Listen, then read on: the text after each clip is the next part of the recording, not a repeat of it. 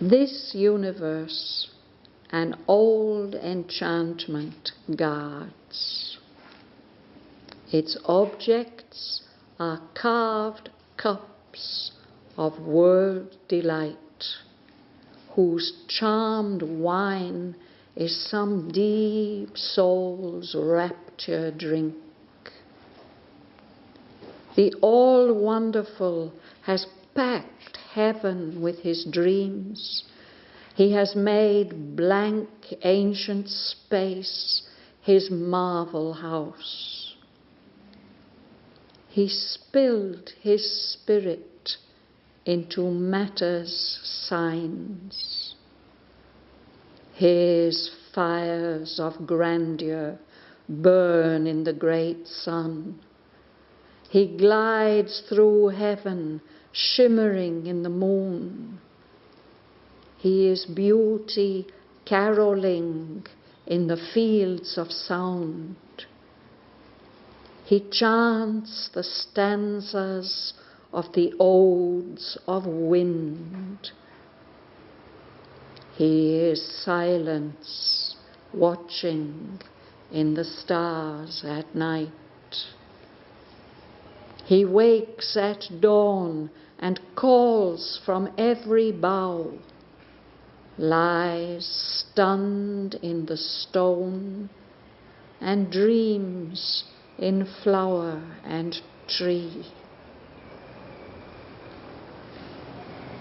Even in this labor and dolor of ignorance, on the hard, perilous ground of difficult earth, in spite of death and evil circumstance, a will to live persists, a joy to be.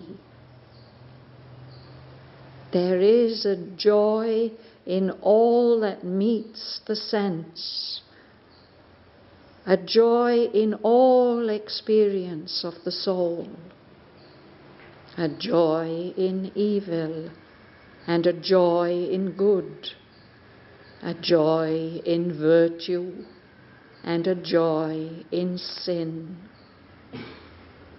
Indifferent to the threat of karmic law, joy dares to grow upon forbidden soil. Its sap runs through the plant and flowers of pain. It thrills with the drama of fate and tragic doom. It tears its food from sorrow and ecstasy. On danger and difficulty whets its strength. It wallows with the reptile and the worm, and lifts its head an equal of the stars. It shares the fairies' dance, dines with the gnome. It basks in the light and heat of many suns. The sun of beauty and the sun of power flatter and foster it with golden beams. It grows towards the Titan and the God.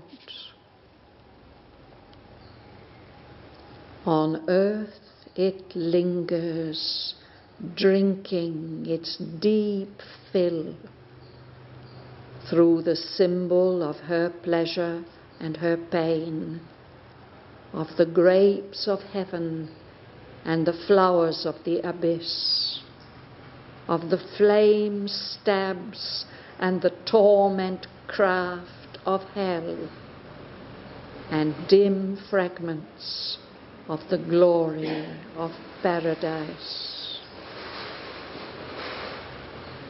In the small paltry pleasures of man's life, in his petty passions and joys, it finds a taste in tears and torture of broken hearts, in the crown of gold and in the crown of thorns, in life's nectar of sweetness and its bitter wine. All being it explores for unknown bliss, sounds all experience for things new and strange.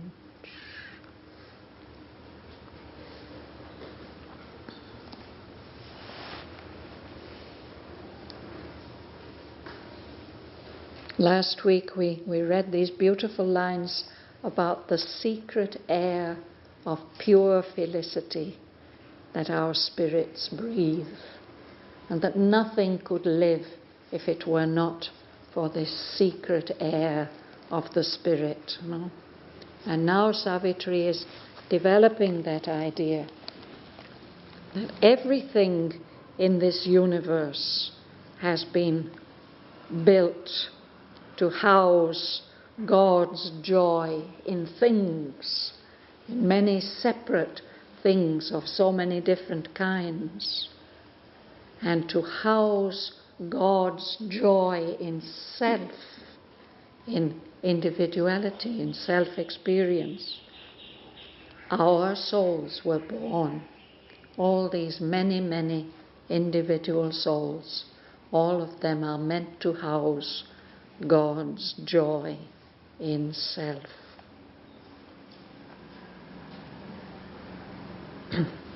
You read, Dhanalakshmi. This universe is an old enchanting verse. Its objects are called cups of world delight, whose charmed wine is some deep soul's rapture drink. Shall we pause there? This universe, this material universe that we inhabit, keeps secret within itself an old enchantment, something magical. And all the objects in this universe are like cups, vessels to contain delight, the delight of manifestation, of world. Beautifully carved cups, shaped, decorated. And the wine that is in these cups is also magical, charmed, a charmed drink. It is the drink that gives rapture, intense delight to some deep soul which is inhabiting this universe and enjoying it. Within all these things, everything is a container for that world delight.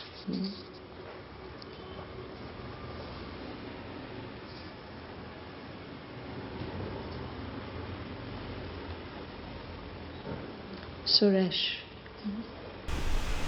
The all-wonderful has packed heaven with his dreams. He has made land ancient, space his marble house. He filled his feet into matter's signs. His fires of grandeur born in the great sun. He glides through heaven, shimmering in the moon. Yes, let's pause there. So all this has been made by the all-wonderful, the great magician, the great mystery, so adorable and so skillful and wonderful. He has packed heaven, the higher levels of existence, with his dreams. No? And here in the material world, all that blank, empty, ancient space that has been there since the very beginning, he has made it into his house of marvels. All the wonderful things he has stored here, as if in a storeroom or a museum or a treasure house. And into all this he has spilled his own spirit into all these different signs and symbols of matter. That means that there is an ancient Sanskrit saying, that the fullness can pour itself out into more fullness, and it still remains full. I think when he uses this word spilled, it's as if it's something extra. He's still completely full, and he fills all this with his spirit. All these signs, indications of the forms of matter. So it's his fires that are symbols, indications of his grandeur, his greatness, that are burning in the great sun, which is the center of this solar system that our earth is a tiny part of. It's him himself, the all-wonderful, who is gliding, sailing through heaven in the form of the moon, shimmering with that gentle golden light.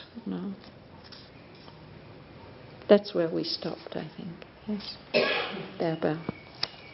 He is beauty caroling in the fields of sound. He chants the stanzas of the odes of wind. He is silence in the stars at night. He wakes at dawn and calls from every bowl. Lies stunned in the stone, and leaves in flower and tree. Yes. So it's all this is the all-wonderful. When we hear sometimes such beautiful bird song, caroling in the fields of sound, or other things, music, anything that we hear that's beautiful. It is him. He's singing, caroling, singing in these realms, these fields of sound. He chants the stanzas of the odes of wind. One thing that makes sound is wind, the movement of air through trees, through spaces. And Aurobindo says that's like a poem. An ode is a long poem on a serious subject which has very beautifully crafted verses. Each verse is like a beautiful creation in itself. So it is the Lord who is chanting the stanzas of the ode which the wind sings. He's also silence, that very special silence. If you can go out into a quiet place at night and look up and see the stars silently looking down on us. Of course, we don't know, there may be all kinds of explosions and things, but to us they seem so silent in the silence of the night. And every morning he wakes up at dawn and calls from every bough. A bough is a branch of a tree. In the morning, the dawn chorus, all the birds wake up and sing. And it is him who is lying in the stone, as if stunned, as if he's fallen on his head and lost consciousness. Stunned in the stone. There doesn't seem to be any consciousness. The consciousness is stunned, it's had a big bang on the head. And then when it wakes up a little bit, it begins to dream in the plants, in flower and tree. It's the Lord waking up to a dream consciousness. Patricia. Even in this labor and door of ignorance, on the hard, perilous ground of difficult earth, in spite of death and evil circumstance, a will to live persists, a joy to be. Yes. So even here on our earth, this small world which is in the grip of death and ignorance, even here, amidst all the hard work, the labor, and the pain and sorrow, dola, that are caused by the ignorance, here on this hard, perilous ground, dangerous ground, there's a lot of danger in this earth. Even here, in spite of death, in spite of all the bad things that happen, evil circumstance, still the will to live persists. Almost everything that's alive wants to go on living, and that's because of the Lord's joy within us, that doesn't let us leave. There's a joy in simply existing.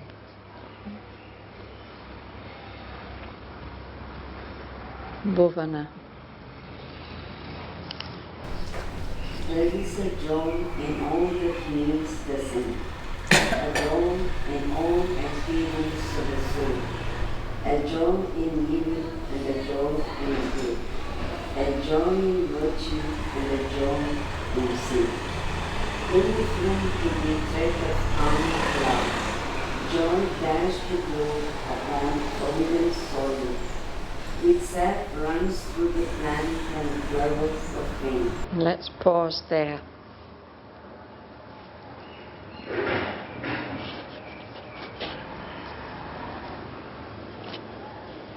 Some things, experiences that we experience through the senses may be painful, but here it says that there is a kind of joy in everything that meets the touch of our senses. Everything that we hear, taste, smell, see. Because this is a joy in all experience of the soul. The soul experiences all these touches of the senses, all these experiences of the body and the feelings, but it draws joy from all of them. So there's even a joy in evil,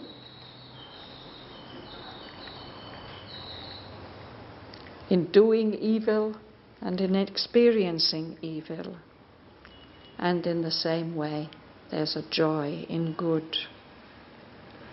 There's a joy in virtue, in living a good life, And there's a lot of joy, perhaps, of a special low kind, in sin. Joy doesn't care about this threat that if whatever you do, you will have to suffer the consequences. It ignores all that. It dares to grow even upon forbidden soil. Things that we are told are forbidden should not be done.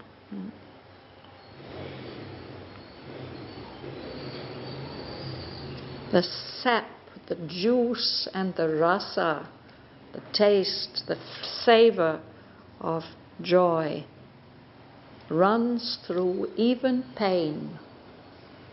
The plant on which pain grows, the flowers of pain. There's a certain enjoyment and delight in all that.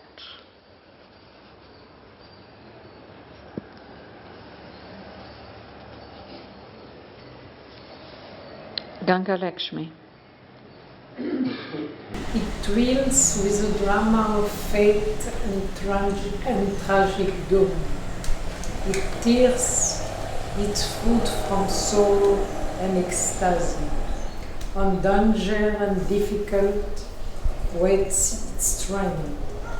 It wallows the reptile and the worm, and lifts its head unequal of the star. It shares the fairy dance, dance with the gnome. It basks in the light and heat of many suns, the sun of beauty and the sun of power. Flatter and foster it rich golden beams. It grows towards the Titan and the God. Yes. So this it is always joy. No? So there's a kind of joy that thrills with the drama of fate, of having to face very terrifying, difficult circumstances. And tragic doom, even what seems to be a catastrophe. We can notice that we can enjoy a story that tells about such tragic things, no? If it's well written, if it is shown in a special way. No? But in fact, even the soul is enjoying those things even when they happen. Joy needs food to keep growing, no? And it tears its food, devours its food, both from sorrow and from ecstasy. And it grows stronger. To whet is what we do with a blade to make it sharper. We have a special stone, and we grind the metal on the stone to get a very sharp edge. So that's what he's suggesting here, that through danger and difficulty, the joy learns to be stronger and sharper, to have a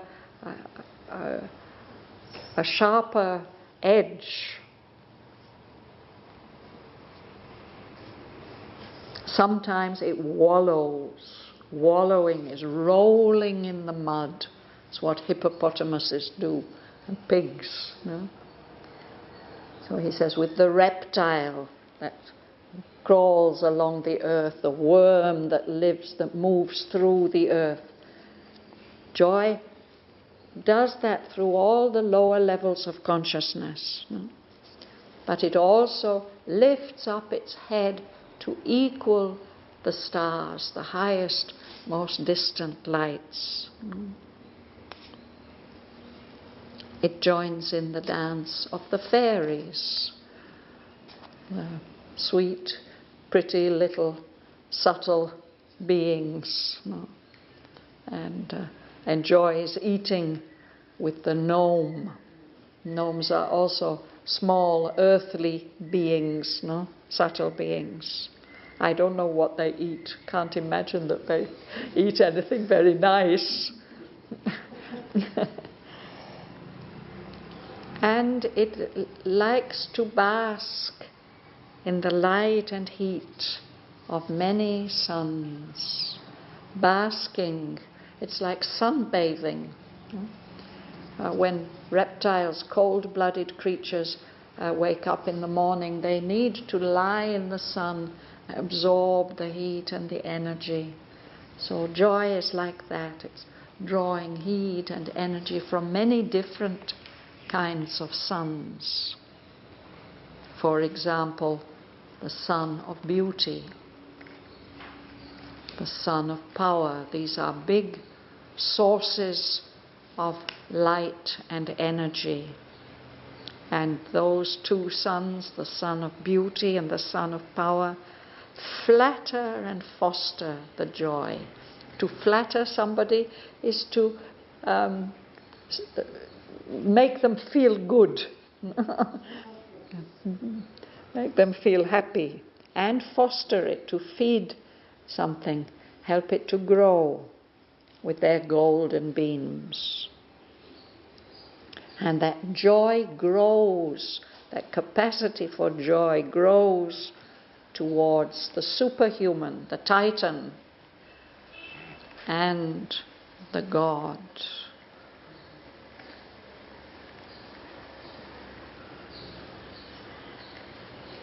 It's very good, this description. It grew towards the Titan and the God. This is like Asura.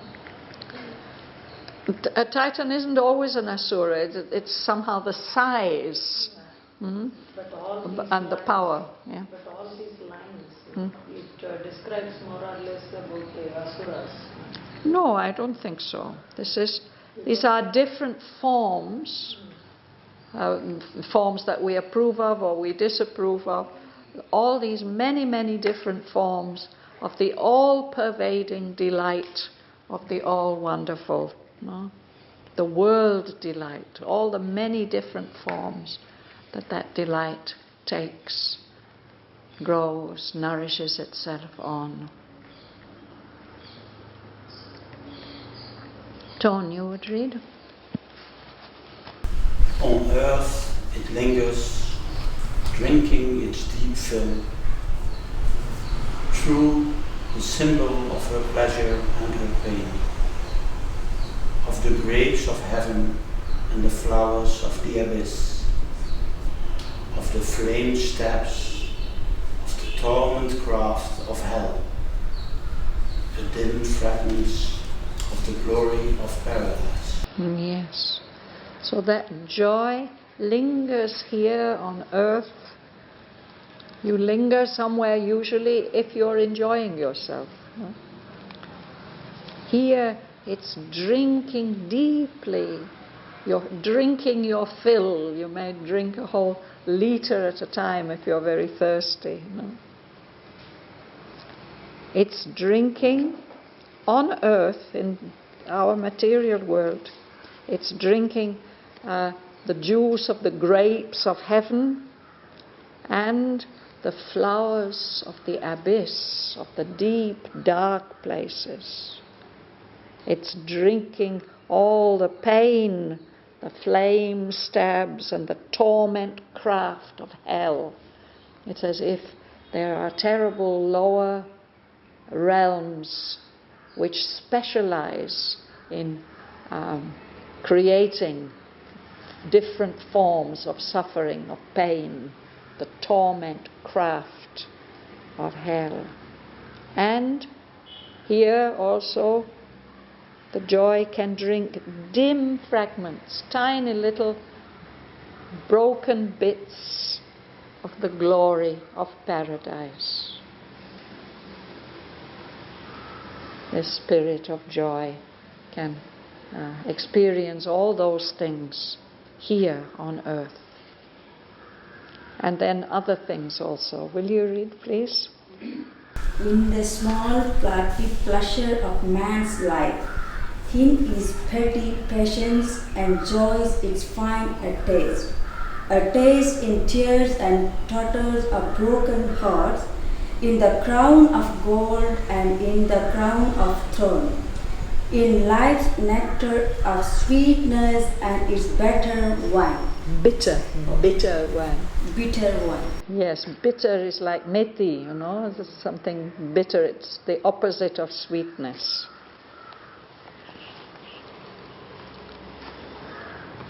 So here, in our lives, our human lives, that joy is enjoying. It's enjoying the small paltry pleasures, little trivial pleasures of man's life. In the things that we get passionate about, whether we get angry or upset or very, very intensely happy, they are still small things, petty passions and joys. That spirit of delight finds a taste. Each of those things has a different taste which it enjoys. The crown of gold, if the man becomes a king, a powerful ruler, and the crown of thorns. The crown of thorns is what Jesus had to wear. It's the symbol of his suffering. It enjoys life's nectar of sweetness. Nectar is the sweet juice of flowers, but it's also used for the drink that the gods drink, the amrita that keeps them immortal. So that sweetness, that nectar of sweetness, that is also here on earth, can be experienced here on earth, but also the bitter tasting wine, like eating neem leaves, bitter taste. Poultry. Poultry means not valuable.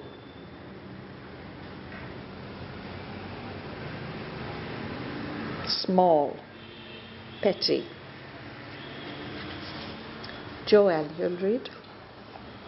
All being it explores for unknown bliss, sounds all experience for things new and strange.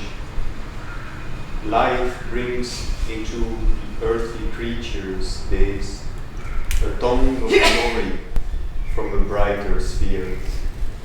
It deepens in his musing and his heart. It leaps at the splendor of some perfect word. It exults in his high resolves and noble deeds. Wonders in his errors, dares the abyss brink. It climbs in his climbings, wallows in his fall. Yes. So it is the joy, no, or the spirit of joy.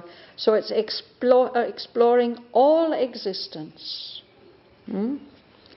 always looking for some new kind of bliss that it hasn't experienced yet, unknown bliss. It sounds all experience for things new and strange. You remember sounding? This is trying to find out how deep something is. So the joy is trying to see how deep can we go with this particular experience. How deep is it? Sounds all experience, always looking for new and strange things to enjoy. If you repeat, the sound varies according to the depth. Of course, that's true with radar, but sounding used to be done with a piece of lead or a stone on the end of a rope, and you would let it down, and then you would be able to feel when the rope goes slack, it's touched the bottom. So this is called sounding or plumbing.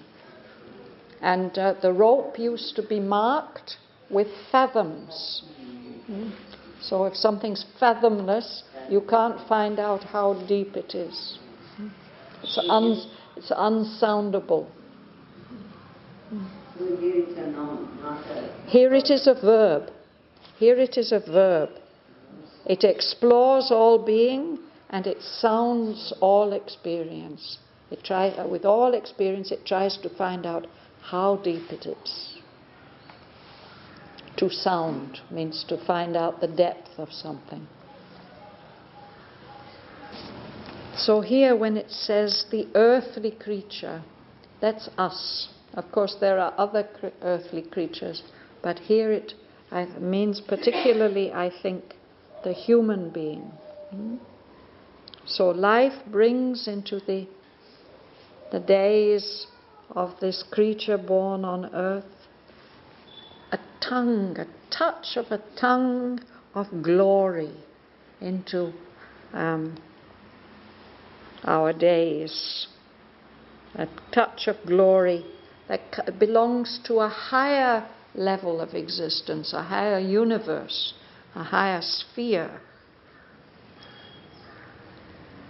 It's like something licking us, touching us gently, something of that glory. But that touch deepens when the human creature begins to muse, to go deeply within himself and explore in his thoughts. His thoughts particularly about the meaning of things. And it deepens in his art.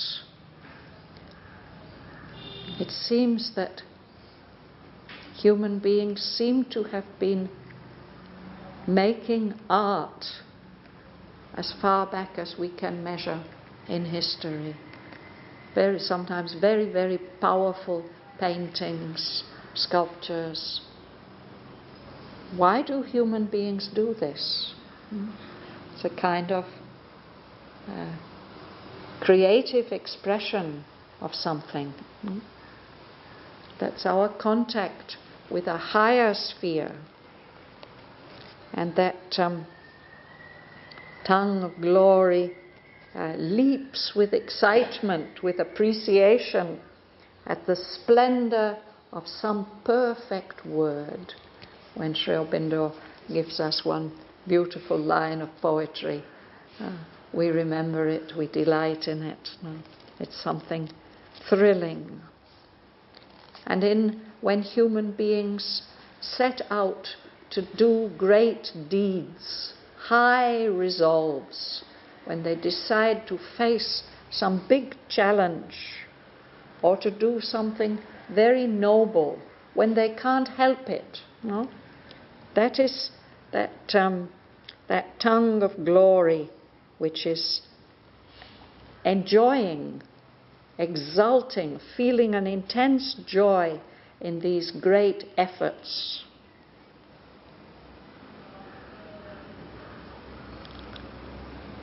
But it also wanders about with us when we are lost, when we are erring, wandering from place to place, making mistakes, not finding our way. And it even is ready to go with us to the very edge of the abyss, maybe even fall in.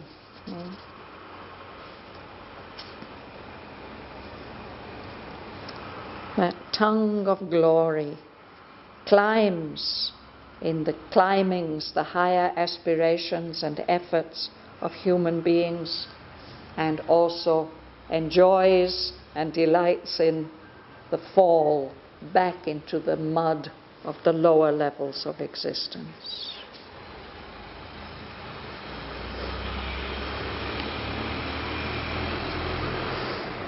Sit Uday, who's sitting? Will you read, please? Yes. Angel and demon bridles his chamber share. Possessors or competitors for life's part.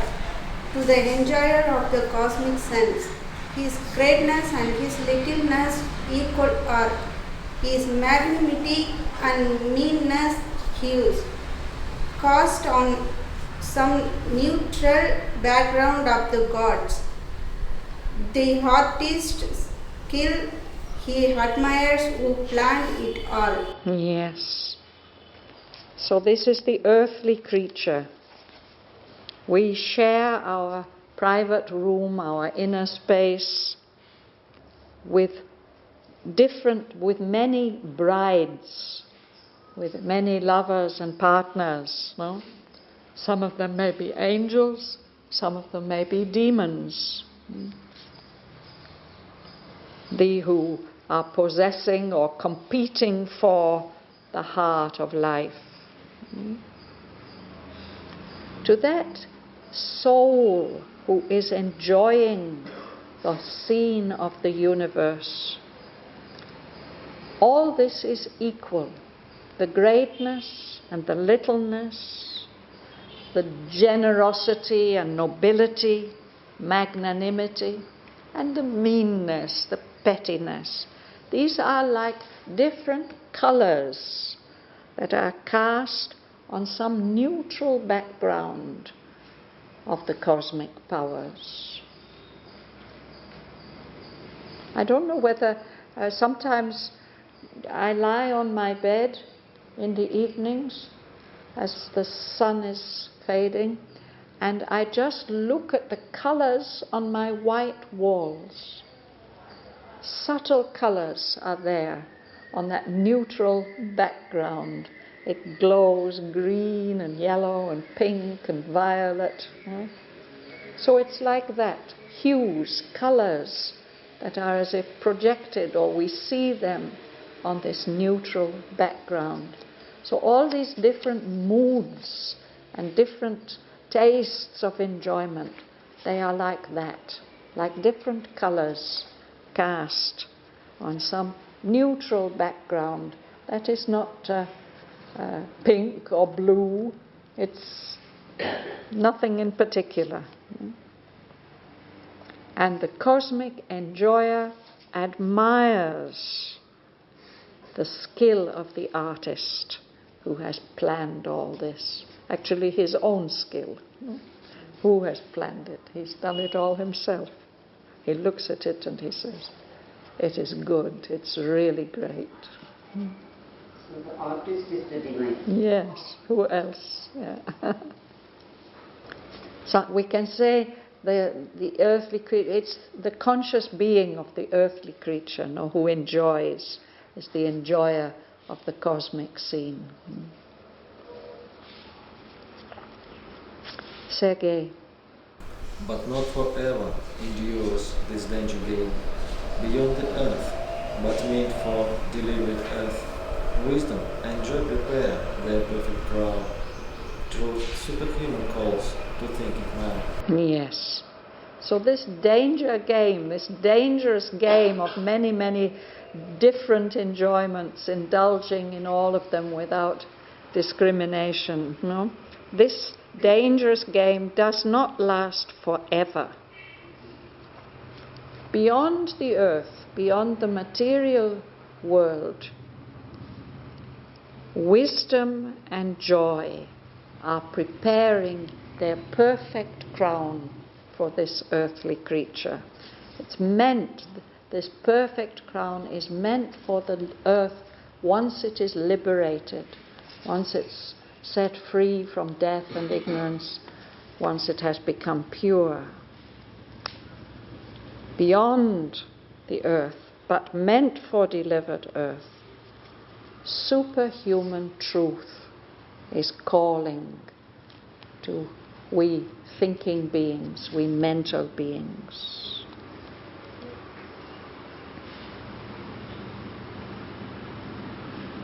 Sarojini. At last the soul turns to internal things. In every shrine it cries for the clasp of God. Then is there played the crowning mystery. Then is achieved the longed for miracle. Yes, so that's where we'll stop today.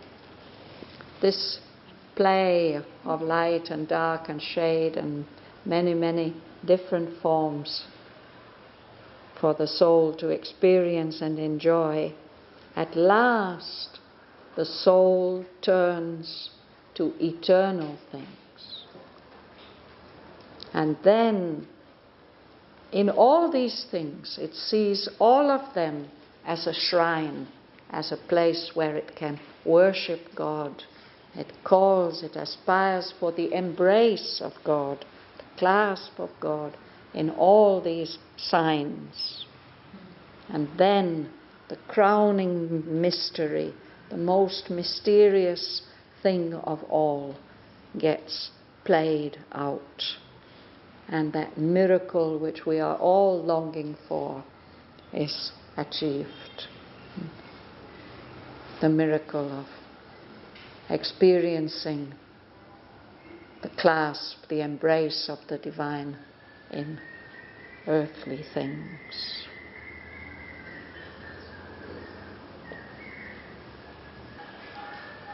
But joy, Shraddhavan, is related with inner joy, no?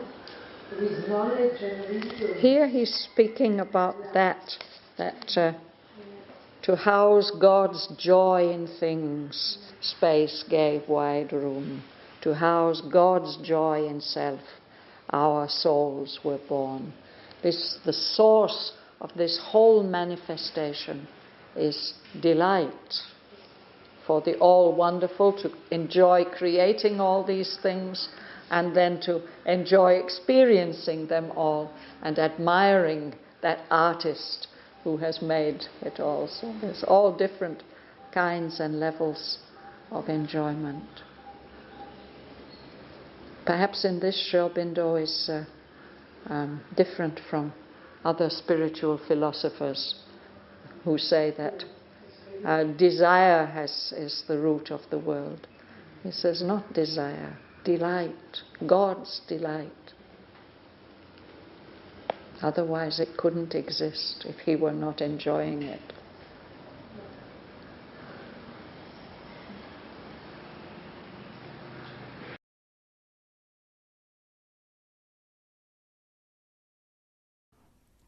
This universe an old enchantment guards.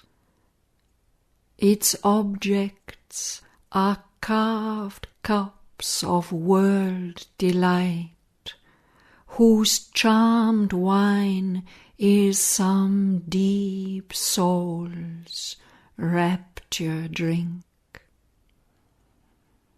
The all-wonderful has packed heaven with his dreams. He has made blank ancient space his marvel house. He spilled his spirit into matter's signs. His fires of grandeur burn in the great sun. He glides through heaven, shimmering in the moon. He is beauty, caroling in the fields of sound.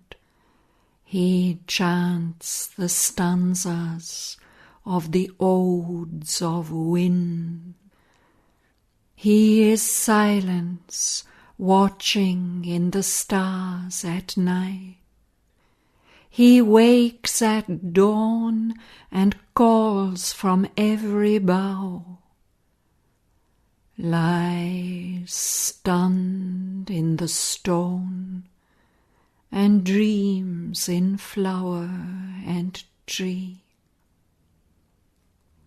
Even in this labor and dolor of ignorance, on the hard, perilous ground of difficult earth, in spite of death and evil circumstance, a will to live persists, a joy to be. There is a joy in all that meets the sense, a joy in all experience of the soul, a joy in evil and a joy in good, a joy in virtue and a joy in sin. Indifferent to the threat of karmic law, joy dares to grow upon forbidden soil. Its sap runs through the plant and flowers of pain. It thrills with the drama of fate and tragic doom. It tears its food from sorrow and ecstasy. On danger and difficulty whets its strength. It wallows with the reptile and the worm, and lifts its head an equal of the stars. It shares the fairies' dance, dines with the gnome. It basks in the light and heat of many suns, the sun of beauty and the sun of power flatter and foster it with golden beams. It grows towards the Titan and the God. On earth it lingers, drinking its deep fill. Through the symbol of her pleasure and her pain, of the grapes of heaven and the flowers of the abyss, of the flame stabs and the torment craft of hell, and dim fragments of the glory of paradise.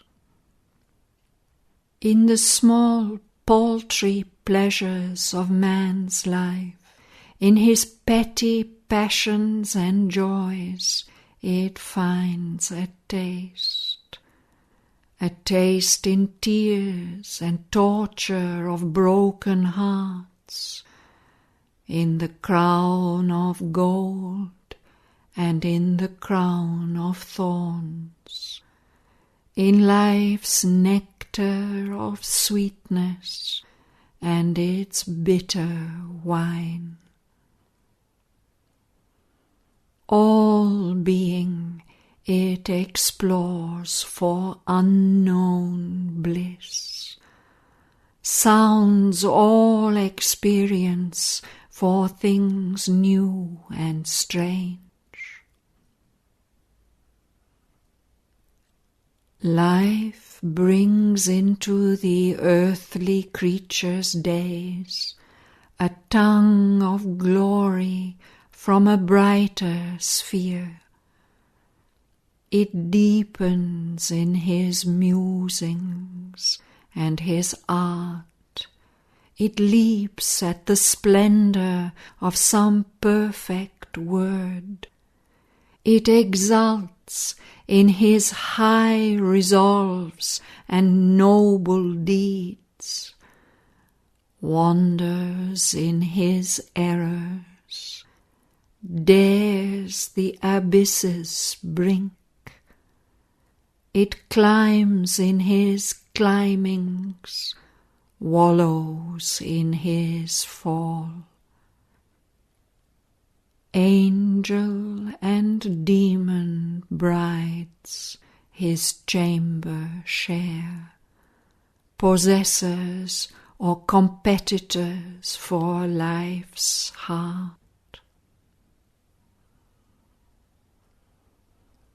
To the enjoyer of the cosmic scene, his greatness and his littleness equal are. His magnanimity and meanness, hues cast on some neutral background of the gods. The artist's skill he admires, who planned it all. But not forever endures this danger game. Beyond the earth, but meant for delivered earth, wisdom and joy prepare their perfect crown. Truth superhuman calls to thinking man. At last the soul turns to eternal things. In every shrine it cries for the clasp of God. Then is there played the crowning mystery. Then is achieved the longed-for miracle.